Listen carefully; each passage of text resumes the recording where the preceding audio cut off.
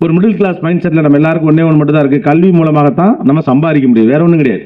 கல்வியின் மூலமாகத்தான் சமுதாய உரிமையை எழுத முடியும், நாட்டுக்கு நத்து தொண்டாட்ட முடியும், நல்ல சிட்டிசன்ஸை உருவாக்க முடியும், பெரியவர்களை பாதுகாக்க முடியும். ஒரு கர்மமும் கிடையாது. படித்து முடித்தவுடன் வேலை கிடைக்கும். நாம் பெறாத அனைத்தையும் நம்முடைய பிள்ளைகள் பெற்று மகிழ்ச்சியோடு இருக்கவும், நாம் சொந்தக்காரர்கள் வீட்டில் சத்தம் போட்டு சத்தியம் செய்து பார்வோம் பிள்ளையுடைய பிள்ளையை பெரியாளாக்கி காட்டல் என்று சபதம் செய்தது, கல்யாண வீடுகளில் பெரிசாக பீற்றிக் கொண்டது, இது எல்லாத்துக்குமான பதில் எஜுகேஷன் அப்படின்னு நினைக்கிறோம். முதல்ல இந்த கல்வியுடைய பயணம் எப்படி இருக்கு அப்படிங்கிறத விட முன்னால நம்ம ஃபர்ஸ்ட் தெரிஞ்சுக்க வேண்டிய முக்கியமான விஷயம், ஒரு கல்வியை நாம் எப்படி பார்க்கிறோம்.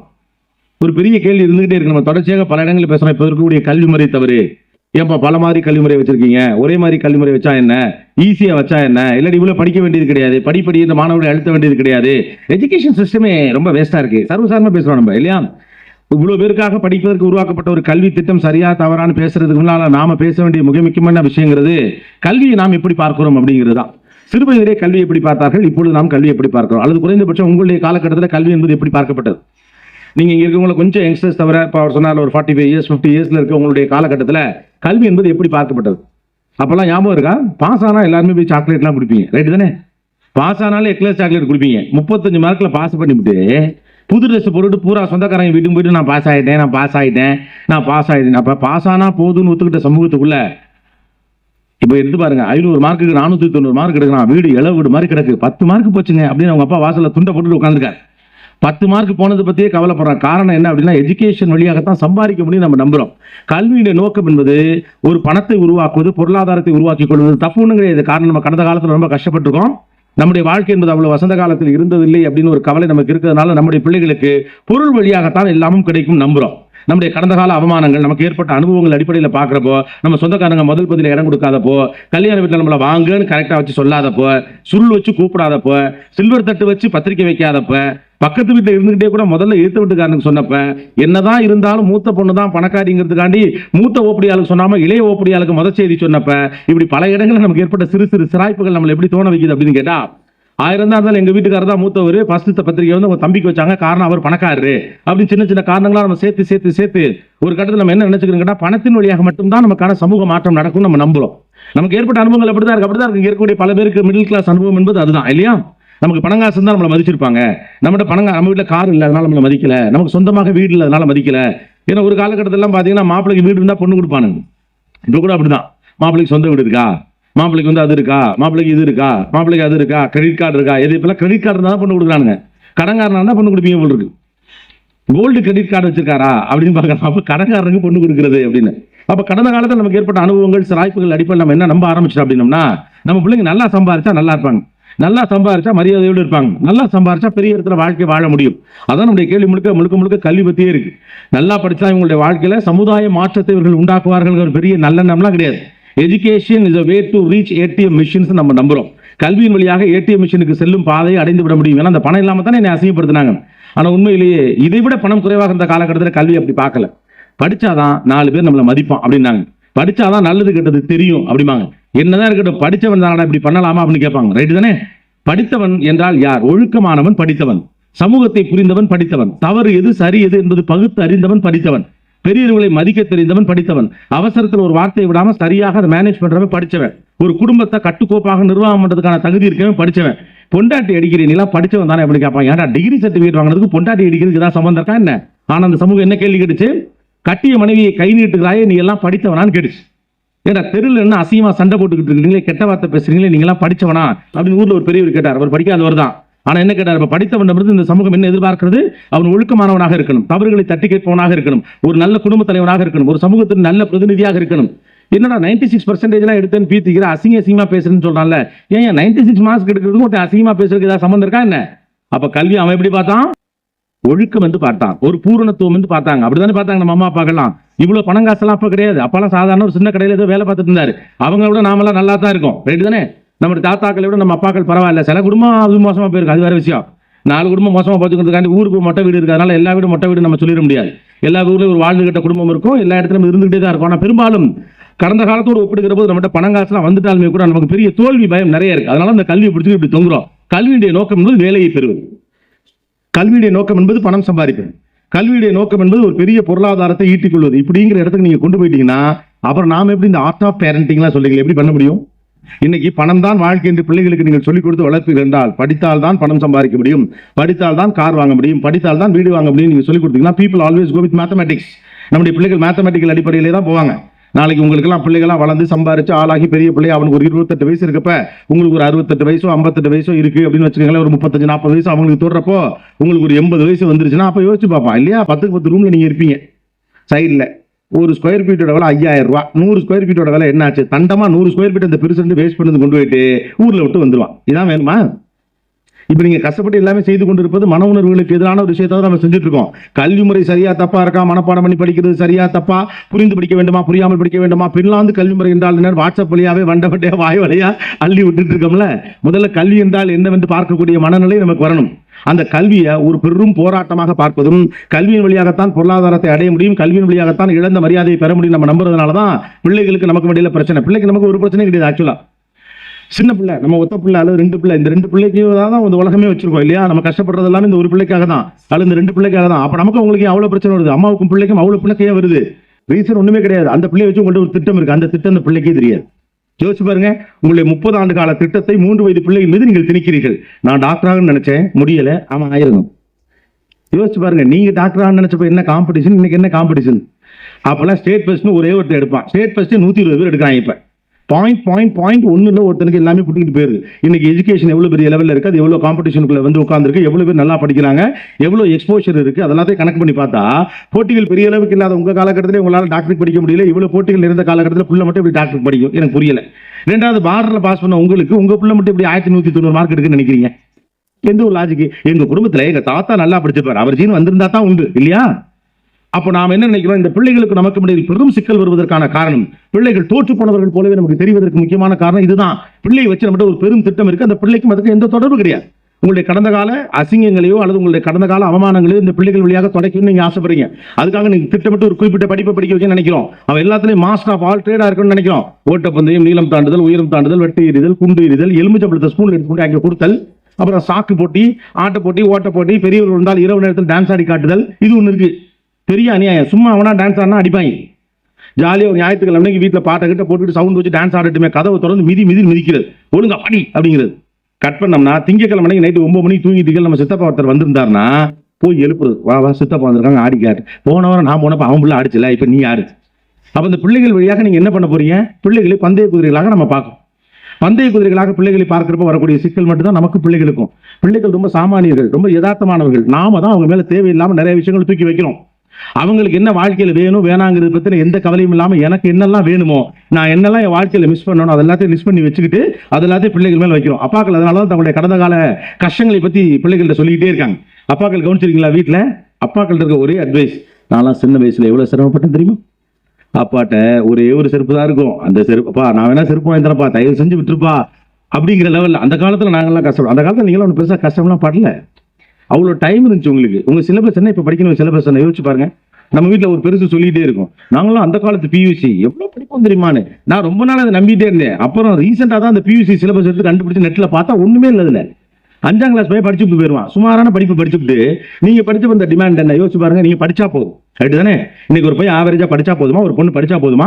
அவன் மாஸ்டர் ஆஃப் ஆல் ட்ரேடா இருக்குன்னு நினைக்கிறீங்க. எல்லாமே டிவி விளம்பரத்துல வரக்கூடிய ஒரு பையன் போல இருக்குன்னு. அவ பாடணும், ஆடணும், ஓடணும், மரத்துல தொங்கணும், புதுசா ட்ரெஸ் போடணும், இங்கிலீஷ்ல பேசணும், வர்றவங்கள்ட்ட மரியாதையாக இருக்கணும், எப்படி சாத்தியப்படும்? அப்புறம் நம்முடைய காலகட்டம் என்பது வேறு. நம்முடைய அப்பாக்களுக்கு ஒரு அட்வான்டேஜ் இருந்தது, ஒரு 5-6 பிள்ளை பெற்றுவானுவோம், ரைட்டா? அநேகமா நம்ம தலைமுறை 2 தான். அதுக்கு முன்னாலாம் பாத்தீங்கன்னா 5-6 பிள்ளை பெற்றப்பெல்லாம் இவ்வளவு பிரச்சனை கிடையவே கிடையாது. உங்க வீடுகள்லாம் கவனிச்சிருக்கீங்க, இவ்வளவு பிரச்சனை இருந்துச்சா? அப்பாக்கள் பிள்ளைகளை இயல்பா ஏத்துக்குவாங்க. இவன் நல்லா படிப்பான் மூத்தவன் அப்படிம்பாரு. இவன் 2வது போய் மக்குங்க படிப்பெல்லாம் வராது போல் இருக்கு, ஏதாவது பண்ணணும். 3வது இவன் நல்லா விளையாடுறான், படிப்பு வராது. 4வது இவன் ஒவ்வொன்னு அம்மா பின்னாலே தெரியலாம், சமப்பான் போல் இருக்கு. இவன் 5வது இவன் என்னன்னே தெரியலங்க, இப்படி போறான் வாரான். பிள்ளைகளை அப்படியே ஏற்றுக்கொள்ளக்கூடிய பக்குவம் அப்பாக்கள் இருந்துச்சு. ஏன்னா அப்பாக்கள்கிட்ட அஜெண்டா கிடையாது. பிள்ளைங்க நல்லா வந்தா போதுங்கிற அளவுக்கு மனோநிலை இருந்துச்சு. அப்ப அவங்க வளர்ந்து வர வர வர வர அவங்களை யாரெல்லாம் எந்த பாதையில தூக்கி விடணும் தூக்கி விட்டுருவாங்க. நமக்கு அப்படிலாம் இல்ல. இப்ப அஜெண்டா இருக்கு, ஒரு ப்ளூ பிரிண்ட் வச்சிருக்கோம் பையனை வச்சு. யாரையெல்லாம் பழி வாங்கணும், எவனையெல்லாம் போட்டு தள்ளணும், எவனையெல்லாம் அசிங்கப்படுத்தணும், எவன்கிட்ட எல்லாம் கூட்டி நிறுத்தி வச்சு பாத்தியல்ல அப்படின்னு சொல்லணும். நீங்க ஏதோ ஒரு கல்யாண வீட்டுல என்னைக்கோ ஒரு நாள் சொல்ல போற ஒத்த டயலாக்லாம் ஒருத்த படிக்க முடியாது இல்லையா? அப்ப how it is possible? இப்ப அந்த 5 பிள்ளைங்க ஆவரேஜா எல்லாத்தையும் செஞ்சிடும். ஒரு வீட்டுல 5 பிள்ளை இருந்தப்ப ஒரு பிள்ளை நல்லா விளையாடும், ஒரு பிள்ளை நல்லா படிக்கும், ஒரு பிள்ளை கலை மற்றும் மற்ற விஷயங்கள் ஆக்டிவா இருப்பான், டான்ஸ் ஆடுவானுங்க, பாட்டுக்கிட்டு பாடுவானுங்க, இன்னொரு பையன் கொஞ்சம் சாந்தமா அமைதியா இருப்பான், இன்னொரு பையன் வீட்டு வேலைகள்லாம் பார்ப்பான். இப்படி எல்லாரும் ஆளுக்கு ஒரு வேலை நிகழ்ந்து பார்ப்பாங்க, எல்லாரும் பேலன்ஸ் ஆகும். இப்போ ஒரு பிள்ளை அவ்வளவுதான். இந்த ஒத்த புள்ள அத்தனை பிள்ளைக்கு செஞ்ச வேலையை பண்ணணும், 10வது பெரியவர்களை மதிக்கணும், பெரியவங்க வந்தா தண்ணி முண்டு கொடுக்கணும், வணக்கம் அப்படின்னு சொல்லணும், இங்கிலீஷ்லேயே பேசணும், நீங்க சொல்றப்பெல்லாம் டான்ஸ் ஆடணும், நீங்க சொல்றப்பெல்லாம் பாட்டு பாடணும், அதுவா நினைக்கிறப்ப அதை செய்யக்கூடாது. அப்புறம் அமைதியா நல்ல பிள்ளையா இருக்கணும். எப்படி இருக்கும்? மெண்டல் ஆயிரும். ரைட்டு தானே? முடியுமா? முதல்ல இதெல்லாம் உங்களுக்கு முடியுமா? இதெல்லாம் உங்களுக்கு முடியுமா? இட்லி தேங்காய் சட்னி, ரைட் தானே? இந்த பையன் ஃப்ரெண்டு வராங்க, கூட வெங்காய சட்னி அரைச்சிருனாலே டொம்முன்னு தூக்கி போறீங்க. ஆத்திரம் வருதா இல்லையா? ஒரு ஐட்டம் எக்ஸ்ட்ரா பண்றதுக்கு எவ்வளவு கடுப்பா இருக்கு. ரைட்டா? அதுவும் அவங்க வீட்டு ஆளு வந்தாங்கன்னு வச்சுங்க, மாப்பிள்ளை விட்டு ஆளுங்க, ஐயோ சுத்தம். அந்த பக்கத்துல ஃப்ரண்ட் ரோல இருக்காப்ல, ஏங்க இன்னமும் உங்களுக்கு சரியா தோசை செய்யல? அவருக்கு ஒரு 60 வயசு இருக்கும் போல் இருக்குங்க. யோசிச்சு பாருங்க, வர கொஞ்சம் கேசரி போட்டுருப்பா, 2 வடை கிட்ட வாங்கி வச்சு, இந்த பாருங்க அதெல்லாம் ஹோட்டலில் வாங்கி வந்திருக்கு, நான் தோசை மட்டும் தான் செய்வேன். சொல்றீங்களா இல்லையா? உங்களுக்கு பழக்கப்பட்ட ரொம்ப நாளாக நீங்கள் செய்து கொண்டிருக்கக்கூடிய ஒரு வேலையில கூடுதலாக ஒன்று செய்வதற்கு உங்களுக்கு சிரமமா இருக்கு. ஆனா ஒரு குழந்தை மட்டும் மெஷின் மாதிரி இதை செஞ்சிடணும். how it is possible? ஏன் நமக்கு இதெல்லாம் அவனை நெருக்கடி உண்டாகலாம்? இந்த பிள்ளைங்க தோத்து போயிடுவாங்க, நீங்க பயப்படுறீங்க. பணம் சம்பாதிக்க முடியாம போயிடுன்னு பயப்படுறீங்க. விசிட்டத்தை தொட முடியாம போயிடுவாங்க, நம்ம பயப்படுறோம். இந்த பயம் நமக்கு தேவையில்லாது. இந்த பயம் என்பது கடந்த கால கசப்பான அனுபவங்களால் நமக்கு ஏற்பட்டது. பிள்ளைகள் தோற்க மாட்டார்கள், அது முதல்ல நீங்க நம்புங்க. முதல் விஷயம், இந்த பிள்ளைகள் குற்றவாளிகளும் இல்ல, இந்த பிள்ளைகள் உங்களோட மோசமானவர்கள் அல்ல. நீங்க இந்த கடந்த காலத்தோடு இந்த பிள்ளைகளை கம்பேர் பண்றதே ஒரு பொய்த்தனம். உங்களை விட இந்த பிள்ளைகள் பொறுப்பாக இருக்கிறார்கள் என்பது மட்டும்தான் உண்மை. அப்புறம் உங்க வீட்டுக்காரே நீங்க பொறுப்பானவன்னு ஒத்துக்கிட்டது கிடையாது இல்லையா? எங்க அப்பா தான் அப்படியாக்கும் டோப்படி. உங்க அம்மாவை கேட்டு பாருங்க, உங்க எப்படி, அவங்க அப்பா என்னங்கிற லட்சணம் உங்ககிட்ட அப்பா மாதிரி இருப்பாரு. ஒரு கணவனாக அவர் எப்படி இருந்தாருங்கிறது உங்க அம்மா கிட்ட தான் நீங்க கேட்டு பார்க்கணும். எங்க அப்பா எப்படி மனுஷன் தெரியுமா? எங்க அப்பா எப்படி? நீங்க எப்பவுமே இருக்கவனை வச்சுக்கிறது கொண்டாடுறதே கிடையாது. இருக்கவனை கொண்டாடுறதே கிடையாது. ஒரு ஆண் இயல்பான ஒரு வாழ்க்கையில் இருக்கிற மாதிரி ஒரு பெண் அப்படி இருக்கவே மாட்டா. வேரோடு பிடுங்கி நட்டாலும் வேறொரு இடத்தில் பெண்ணால் வளர முடியும், ஆனால் வளர முடியாது. எல்லாருக்கும் இருக்கக்கூடியதுன்னு ஒண்ணு இருக்கு. குழந்தைக்குன்னு இவ்வளவுதான் முடியும்னு இருக்கு, ஒரு ஆணுக்குன்னு இவ்வளவுதான் முடியும்னு இருக்கு. ஏன் நான் உங்க வீட்டுல வந்து வாழல, நீங்க எங்க வீட்டுல வந்து 15 நாள் இருக்குங்கிறீங்களா? எப்படி இருப்பான் யோசிச்சு பாருங்க. ஒரு பொண்ணு வீட்டுல வந்து ஒரு ஆணால 15 நாளா இருக்க முடியாது. ஒரு குழந்தையா இருந்தா கூட அதிகபட்சம் ஒரு வாரம் தான். ரைட்டு தானே? ஒரு 4 நாள் பேசும் கொள்ளும், நீங்க போறப்பெல்லாம் முறைப்பீங்க.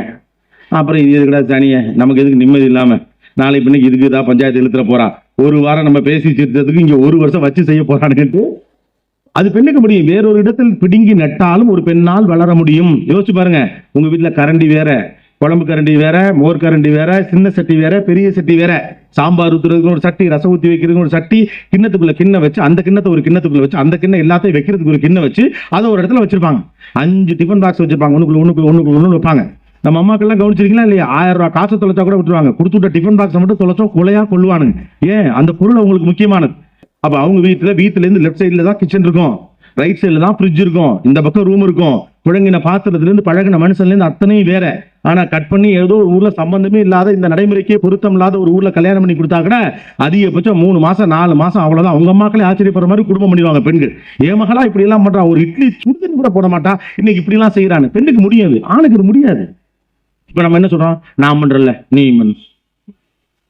இந்த மனநிலையை தான் பிள்ளைகள் மேல வைக்கிறோம். ஏன் நான் செய்யல நீ செய். ஒரு பிள்ளைக்கு எது முடியுமோ அதை தான் பிள்ளையால செய்ய முடியும். உங்களால் முடிந்த இல்லை. அப்புறம் நீங்க எப்போது ஒண்ணு ஞாபகம் வச்சுக்கணும், இன்னைக்கு ஒரு 7 வயசு பிள்ளையை நிர்பந்திக்கிற நீங்கள் 7 வயதில் எப்படி இருந்தீர்கள் மட்டும் யோசிச்சு பாருங்க. அவ்வளவுதான். இன்றைக்கு இருக்கக்கூடிய ஒரு 5 வயது குழந்தையுடைய புத்திசாலித்தனம் உங்களுக்கு 10 வயது வரை இல்லை என்பதுதான் உண்மை. ரைட் தானே? இன்னைக்கு இருக்கக்கூடிய 10 வயசு பிள்ளைக்கு இருக்கக்கூடிய அறிவும் புத்திசாலித்தனமும் ஒரு நல்ல மைண்ட் செட்டும் உங்களுக்கு 15 வயசு வரைக்கும் இல்லை. நீங்களாம் யோசிச்சு பாருங்க. 11 வயசு 12 வயசுலாம் அழுவீங்க. ஞாபகம் இருக்கா இல்லையா? எங்கேயா சொந்தக்கார வீட்டுக்கு போனா அவன் வீட்டுல ஒரு பொம்மையை பார்த்துட்டு அவன் வீட்லயே அழுகுறது. இப்ப பிள்ளைங்கள்ட்ட 2 வார்த்தை சொன்னா புரிஞ்சுக்குது. அம்மா சொல்லிட்டால சொன்னா புரிஞ்சுக்கணும். இங்கிலீஷ்ல சொன்னோம்னா டென்ஷன் ஆகி விட்டுறாங்க, எதுக்கு இது மம்சு அப்படின்ட்டு. ஆக்சுவலா பிள்ளைங்க இப்ப அடம் பண்றது கிடையாது, ரொம்ப புத்தமா இருக்கு. எனக்குலாம் தெரிஞ்சு சிறு வயதுல நான் பார்த்துருக்கிறேன். நான் ஸ்கூல் படிக்கிறப்ப காலேஜ் படிக்கிறப்ப அப்படியே விழுந்து பொருள் வாங்கி பயலுக்கெல்லாம் அப்படியே உருவாங்க. இப்பெல்லாம் அப்படி இல்லை. சத்தியம் தட்டில் வாயை பத்திப்பாங்க, பேசாம இரு. சத்தியம் தட்டில் சத்தம் போட்டு சிரிக்கப்படாது, அமைதியா படம் பார்க்கும். நம்ம சௌரியத்துக்கு பிள்ளைகளோட ஏற்கனவே பிள்ளைகள் இந்த ஆண்களின் உலகத்திற்குள்ளும் பெண்களின் உலகத்திற்குள்ளும் சிக்கி இருக்கிறார். இந்த அடல்ட்டோட வேர்ல்டுக்குள்ள ஏற்கனவே குழந்தைகளுக்கான உரிமைகள் ரொம்பவே மறுக்கப்பட்டிருக்குது. யோசிச்சு பாருங்க. நம்ம ரெஸ்ட்ரிக்ட் பண்றதுல எல்லாம் நினைச்சுக்கிட்டு நிறைய ரெஸ்ட்ரிக்ஷன் கொடுக்குறோம். என்னென்ன ரெஸ்ட்ரிக்ஷன்ஸ் நம்மளை அறியாம நம்ம பிள்ளைகள் கொடுத்துருக்கோம் தெரியுமா? நமக்கு யாரெல்லாம் பழக்கமோ அவங்க கூட தான் நம்ம பிள்ளைகளும் பழகணும். ரைட்டு தானே? ஞாபகம் இருக்கா? நம்ம ஃப்ரெண்டெல்லாம் நம்ம அம்மாவுக்கு ஃப்ரெண்டா இருந்த பீரியட் ஒன்று இருந்துச்சு. நாம அறிமுகப்படுத்துவோம். அப்படியா அப்படின்ட்டு நம்ம அம்மாவும் அவங்க அம்மாவும் ஃப்ரெண்ட் ஆவாங்க. இப்ப அப்படிலாம் கிடையாது. ஒரு அப்பார்ட்மெண்ட்ல உங்களுக்கு யாரோடலாம் நோ ஃபைட்டோ, ஒன்லி அவங்க கூட மட்டும்தான் ரிலேஷன்ஷிப்.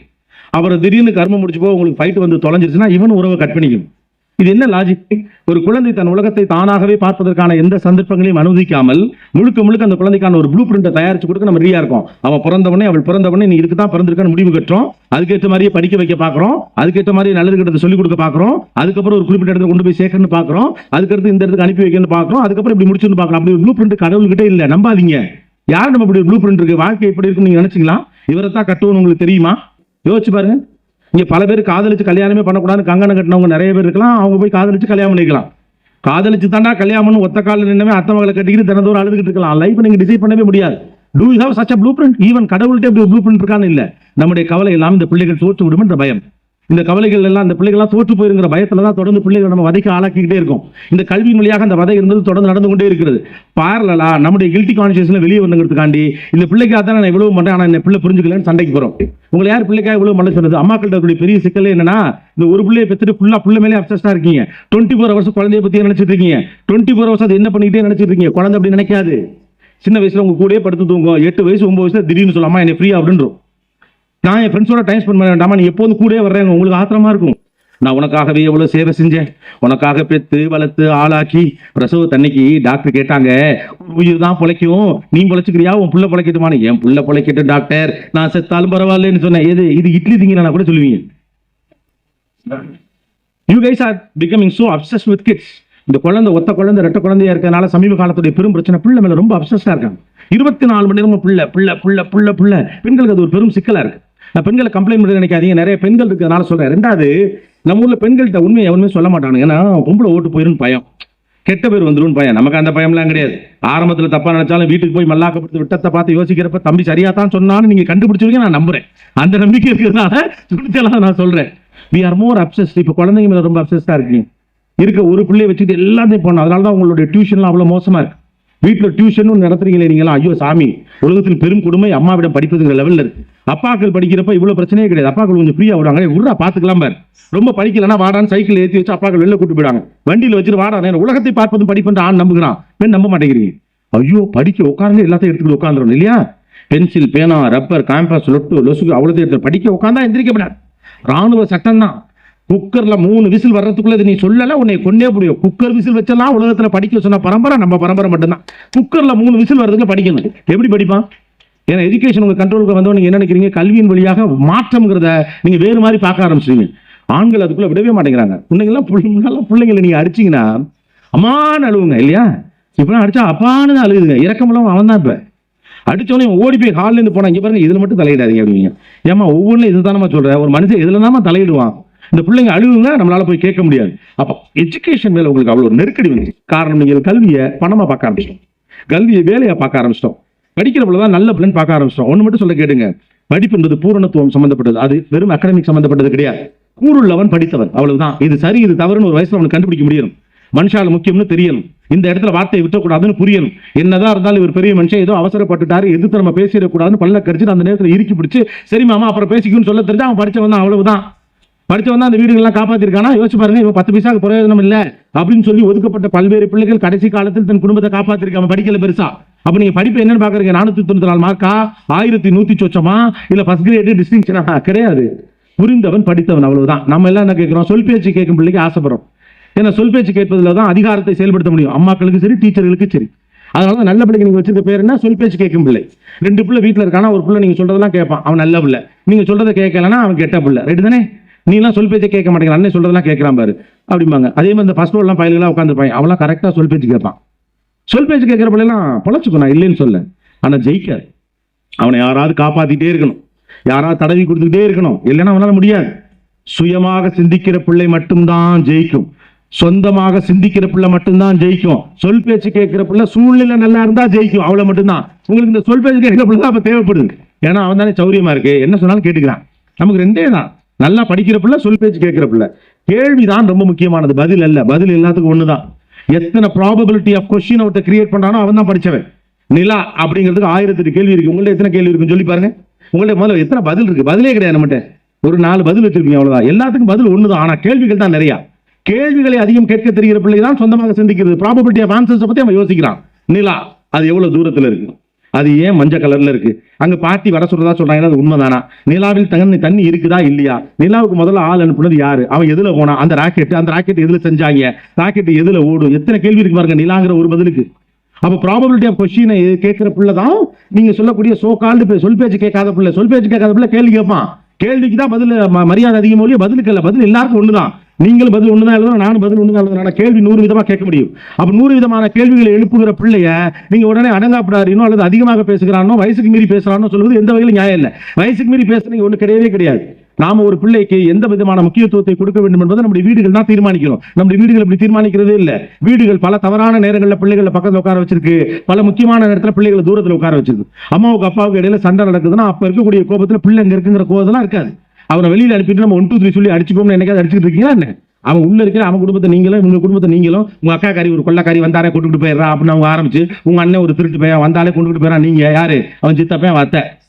அப்பெல்லாம் அந்த பிள்ளை அங்கதான் இருக்கும். என்ன ஆகுமோன்னு தெரியாது. முன்னாலே ஒரு 4 5 பிள்ளைங்க இருந்துச்சு. அப்போ ஓகே, அதெல்லாம் ஏதாவது பேசிங்க, இதுகளுக்கு வேற வேலையில விளையாட்டா கூட போயிடுங்க. இப்போ அந்த ஒத்த பிள்ளை பயந்து போய் உட்காந்துருக்கா, அதுக்கப்புறம் நீங்க 2 பேரும் பேச மாட்டீங்க. நீங்க புருஷன் முன்னாடி உங்களுக்குள்ள தாம்பத்தியம் இருக்கு, அதுக்கப்புறம் நீங்க சமாதானம் ஆயிருவீங்களா? பிள்ளைக்கு தெரியாது. ரைட்டு தானே? அது பயந்து போய் தான் உட்காந்துருக்கும். அதுக்கெல்லாம் நீங்க போய் யாரும் போய் சமாதானம் சொல்ல போறது இல்லை. கட் பண்ணா ஒரு வாரம் கழிச்சு அந்த வீட்டில் இருக்கக்கூடிய அக்காவுக்கோ அல்லது அந்த வீட்டில் ஏதோ ஒரு ஃபங்க்ஷன் நடக்குது, பெரியவங்க எல்லாம் பேச வந்திருக்காங்கன்னா அங்க 4 பேர் பெருசுங்க உட்காந்து பேசிட்டு இருக்கலாம். நம்ம பையன் உட்காந்துருந்தானா பெரியவங்க உட்காந்து பேசிட்டு இருக்கல, உனக்கு என்ன வேலைன்னு கேட்பான். எது பெரியவங்க உட்காந்து என்ன வேலையா உங்களுக்கு என்ன? என்றைக்கு ஒரு பிள்ளைக்கு அது புரியும் புரியாதுன்னு கவலைப்படாம வீட்டில் முக்கியமான விஷயம் நடக்கிற போது கூட நீங்க உட்கார வைக்கிறீங்களோ, அன்னைக்கு அந்த பிள்ளை ஜெயிச்சிடும். he feel or she feel she is important. நான் முக்கியமான ஆள், என்னுடைய வீடு நம்புது நினைக்கிறவன் தானே ஒழுக்கமா இருப்பான். அவன் தானே பொறுப்புகளை கையில் எடுத்துப்பான். எந்த முக்கியமான விஷயமாக இருந்தாலும் என் தந்தை என்னை பக்கத்தில் வைத்துக் கொள்வார், நான் முக்கியமானவன் என்று உணர்வுதான் மனிதனுக்கு முக்கியமே ஒழிய பாடம் எடுத்துறது கிடையாது. நீங்க எப்பெல்லாம் அவனை முக்கியமானவன் உணர வைக்கிறீங்க? நல்ல மார்க் எடுத்தா மட்டும் முக்கியமானவன் உணர வைக்கிறீங்க. பரிசு கிடைச்சா மட்டும் நீ முக்கியமானவன் உணர வைக்கிறீங்க. அதுக்கு எதுக்கு நீங்க? அது பள்ளிக்கூடம் செஞ்சிடும், ஊர் செஞ்சிடும், வெளியூர் செஞ்சிடும். என்னை முக்கியமானவன் என்று உணர வைக்க போது நீங்கள் தேவையே கிடையாது. ரைட் தானே? அதுக்கான ரெக்கக்னேஷன் எல்லாருக்கும் கிடைச்சிருச்சு இல்லையா? அப்ப நீங்க முக்கியமானவன் என்று எப்போது உணர வைக்கணும்? என் வீட்டில் முக்கியமான நடக்கிறப்ப நான் முன்னால உட்கார வைப்பேன். அதெல்லாம் அவனுக்கு புரியாது. அதை பத்தி நீங்க கவலைப்பட வேண்டாம். புரியுது புரியல, ஆனால் நான் முக்கியமானவன்கள் புரியும். Everybody need recognition. உண்டா இல்லையா? உங்களுக்கு இப்ப கூட ரெக்கக்னேஷன் தேவைப்படுதுல. கல்யாணம் ஆகி 10 வருஷம் ஆச்சு, 15 வருஷம் ஆச்சு, 18 வருஷம் ஆச்சு, இருக்கட்டுமே. ஒரு 10வது வருஷம் கல்யாண நாளுக்கு ஒரு மஞ்சள் கலர் புடவை புதுசா கட்டிக்கிட்டு போயிட்டு அவர் இட்லி சாப்பிட்டு தாப்புல இப்படி இப்படி இப்படி இப்படிங்கிற அந்த ஆள் பாட்டுக்கு வழக்கம் போல இட்லியை சாப்பிட்டா எவ்வளவு வயிற்றுச்சலா இருக்கு, ஆத்திரம் வருதா இல்லையா? அதே புருஷன் தானே 10 வருஷமாச்சு, விட்டுற வேண்டியது தானே? கிடையாது. நான் புதிதாக ஒன்றை நான் அணிந்திருக்கிற போது எனக்கு மனதுக்கு பிடித்த அந்த மனிதர் அது குறித்து ஏதாவது சொல்லு, நல்லா இருக்குப்பா, உன் கலருக்கு நல்லா இருக்கு, இதை விட அந்த கலர் போட்டிருந்தா நல்லா இருக்கும், இன்னைக்கு நம்ம கல்யாண நாள் அதுவும் நல்ல மங்களகரமா இருக்கு, ஏதோ ஒன்று சொன்னா சந்தோஷம் இல்லையா? மாறாக வழக்கம் போல முலாப்படி துருக்கிட்டு வச்சக்க 5 இட்லி இருந்தா வயிற்றுச்சலா இருக்கா இல்லையா? அப்ப 10 ஆண்டு கால தாம்பத்தியத்திற்கு பிறகும் ஒருவருக்கு ஒருவர் வாழ்க்கை புரிந்த பிறகும் கூட you guys are expecting some recognition. உங்க வயசு 35 வயதிலே கூட உங்களுக்கு ஒரு முக்கியத்துவம் தேவைப்படுகிறது என்றால் வீட்டுக்குள்ள வெற்றியும் தூரமே அப்படி ஓடிட்டு இருக்கக்கூடிய ஒரு 10 வயசு பிள்ளைக்கு முக்கியத்துவம் வேண்டாமா? don't they have to feel important? ஒரு குழந்தையை முக்கியமானவராக உணர்வித்தல் தான் வீடுடைய முதல் பணி. நாம என்ன நினைக்கிறோம்? அவனை தொடர்ந்து நீ ஒன்னத்துக்கு லாய்க்கு இல்லைன்னு புரிய வைக்கிறோம். படிக்க உட்காந்து அவனுக்கு தெரியல, விளையாடு, வீட்டு விட்டு பாரு மாதிரி எப்படி இருக்கான் பாரு, நீ இப்படி இருக்க, அவனுக்கு ஒன்றும் தெரியல, நீங்க சொல்லிட்டே இருக்கீங்க. அவன் எப்படி வளருவான்? யோசிச்சு பாருங்க. தான் சிறந்தவன் என்று நம்புகிற பிள்ளை தான் சிறந்த பிள்ளையாக வளரும். நான் ஒன்னத்துக்கு லாய்க்கல, நீ அதுக்கெல்லாம் சரிப்பட்டு வர மாட்டேன்னு எப்போதுமே சொல்லி இருந்தா அவன் எதுக்கு தான் சரிப்பட்டு வருவான்?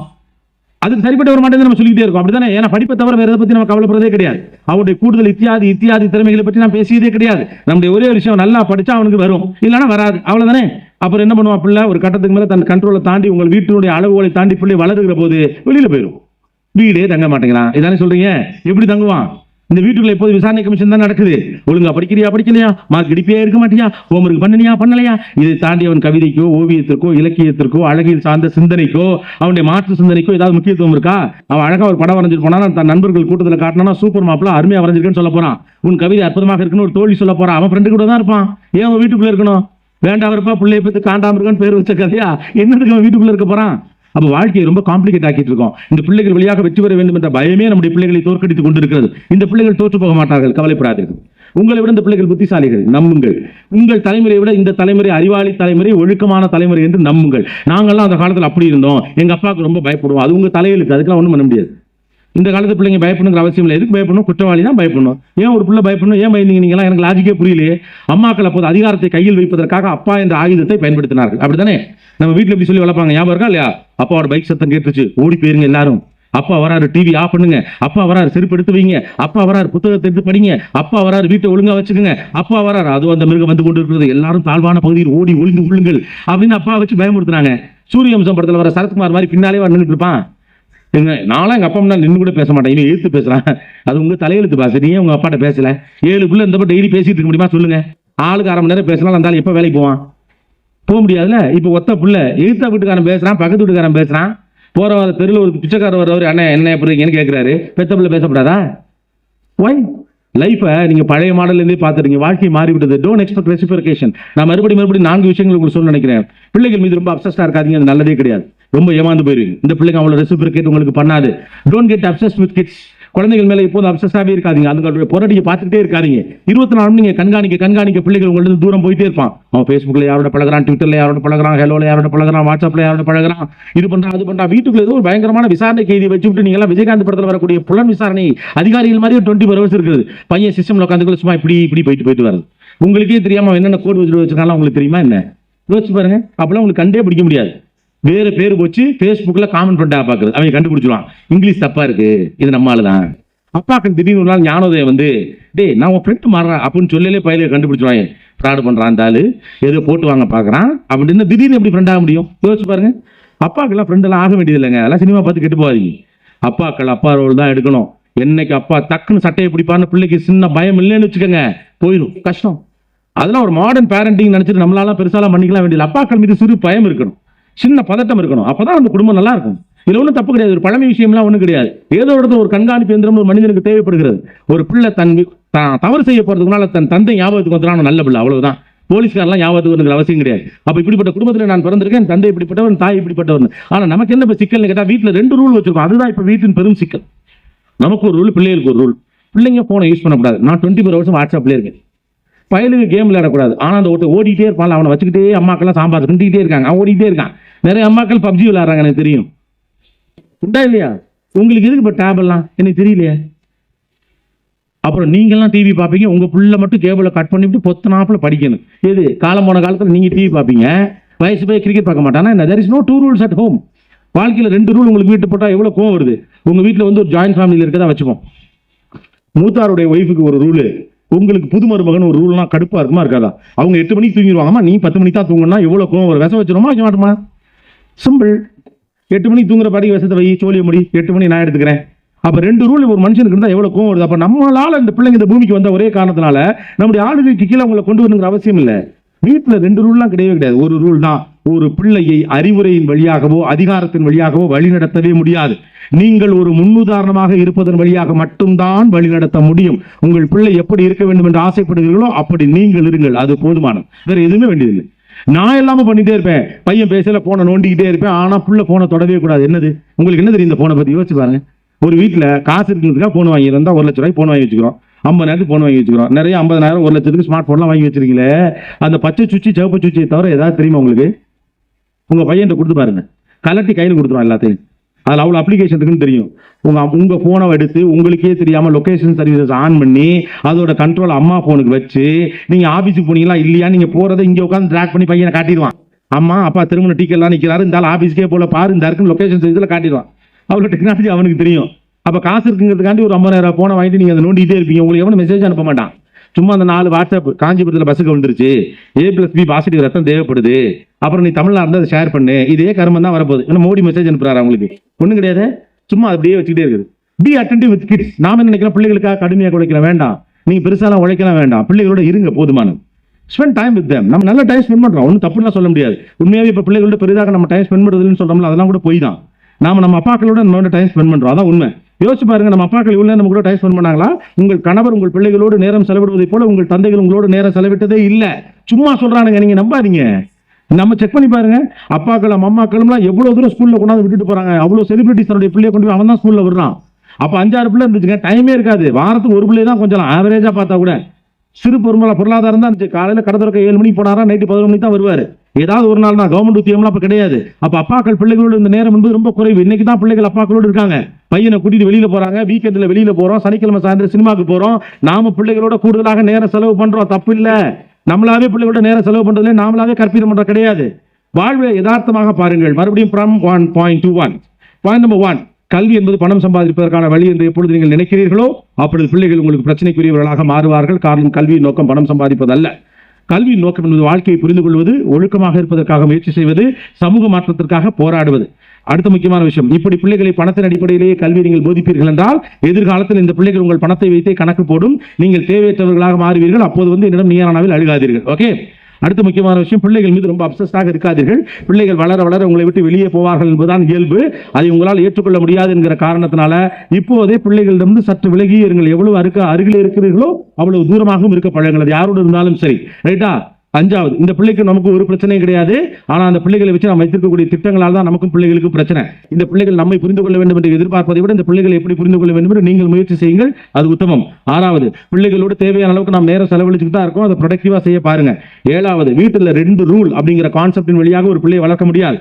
அதிகாரத்தின் வழியாகவோ அறிவுரையின் வழியாகவோ ஒரு பிள்ளையை வளர்ப்பதை விட சரியான எக்ஸாம்பிளாக நீங்கள் இருந்து ஒரு பிள்ளை உருவாக்குவதுதான் சரியாக இருக்க முடியும். எட்டாவது, அம்மாக்களாக இருங்கள், டீச்சர்களாக இருங்கள்.